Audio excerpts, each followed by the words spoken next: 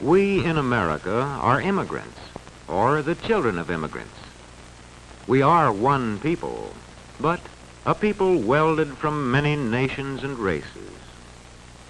People who came to America during a vast migration from Europe to other parts of the world.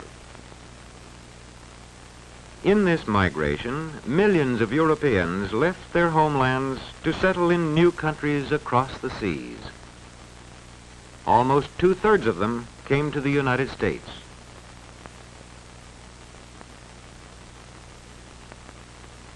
When we became a nation, our population numbered just under 4 million. Each symbol here represents 500,000 people. Most of our people were of British origin, but there were also Dutch and many Germans, as well as French, Spanish, a great many Negroes, and others. The era of the Great Migration from Europe began about 1820. During the following 70 years, immigrants came from Western and Northern Europe in growing numbers. The earliest waves brought people from Ireland and Great Britain, from Germany and nearby countries. Later, the Scandinavians joined the migration from the north and west of Europe. Then, in the 80s, from the south and east they came as the migration fever spread deeper into Europe.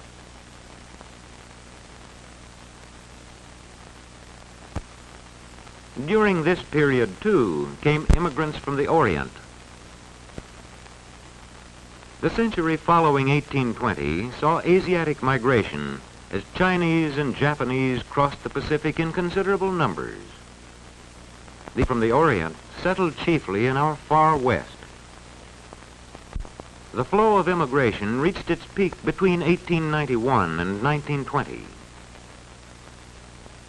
During these years, a tremendous movement set in from the countries of Southern and Eastern Europe.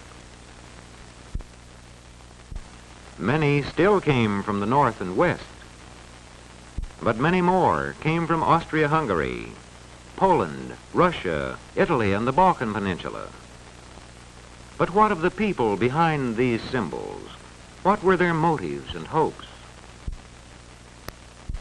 Let us turn back to a steamship agent's office in a European port a half-century ago. Most of those seeking passage to America are farmers and peasants, like this family from Eastern Europe. Behind them lie years of labor on land that could never be theirs. A man grows discontented when his own labors and the labors of his family go mainly to enrich a landlord. For peasants like these, there is hope of a better life in America across the sea. And there are those who have known at firsthand the political oppression of autocratic governments. Governments that deal swiftly and ruthlessly with those who dare to champion political liberty and freedom of expression. To the man deprived of civil rights in his native land, America offers the hope of freedom. And then there are families like this, who have suffered a religious persecution that could drive them from their homes and scorn their right to worship in their own manner. For such as these, there is the promise of religious freedom in immigration to America. These and millions of others like them make up the Great Migration. Millions of every nation and calling, drawn together by their vision of America, a vision of land, opportunity, and freedom. These face the long ocean voyage.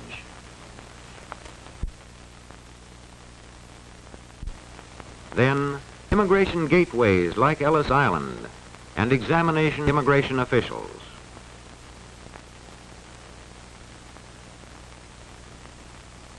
Here, at the turn of the century, almost all Europeans enter freely, except undesirables such as criminals.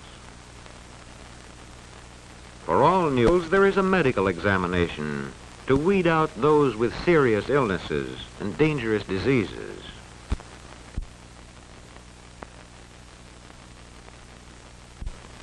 Many are rejected. Once in the new land, what lies ahead?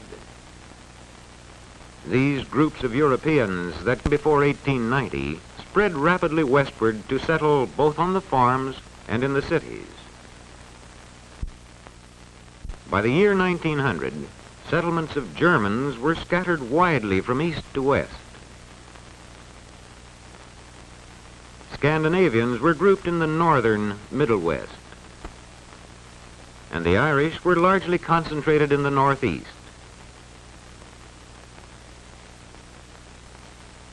Today, the sons of these immigrants still cultivate the soil that their fathers made their own. And the farming communities and cities founded by these groups are typically American. Here, there is little trace of the old world, though we find these communities still peopled by the children of these immigrants. Most of the immigrants that came after 1890 went into the factories and found their homes in the tenements of America's growing cities. The crowded slums became America's melting pot. Sprawling communities of transplanted peoples, living side by side, but still diverse in languages and customs, as diverse as these shop signs that mark the immigrant neighborhoods. These communities posed an urgent question to America. Could these people of many nations become a part of the American way of life? In meeting this problem, many agencies played a part. The churches that preserved traditional ties in the midst of new surroundings. The newspapers that spoke to the immigrants in languages they knew.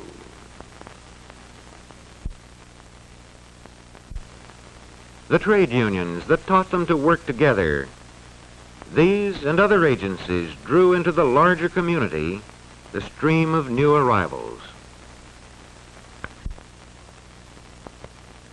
In 1924, a law was passed to restrict immigration from countries outside the Western Hemisphere. By this law, the number to be admitted henceforth was to be in proportion to the national origins of our country's population.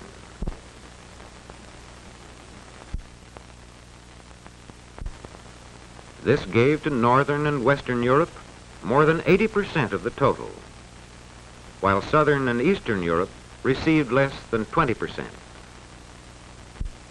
After 1924, immigration from Europe dwindled and virtually stopped during the Depression of the 1930s. But immigration from our American neighbors went on. A century of immigration has brought in many people from Canada, and more recently, there has been a lively migration from Mexico, as well as from the Caribbean area.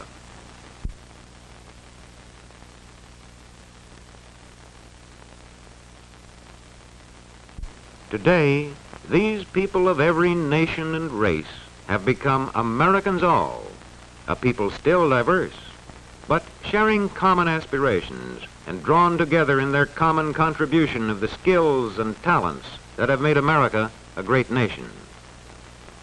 The school has been a most important influence in the making of Americans. Here, the meaning of our country, its institutions, and its culture reaches the children of every community and race and origin. Here, too, the latest arrivals from abroad, young and old alike, have an opportunity to study the language and history of America. These people are preparing for an important step, admission to citizenship. Here, they come to testify to their fitness to become once and for all a part of the United States of America. Longs the promise of long ago. Send these, the homeless, tempest-tossed, to me. I lift my lamp beside the golden door.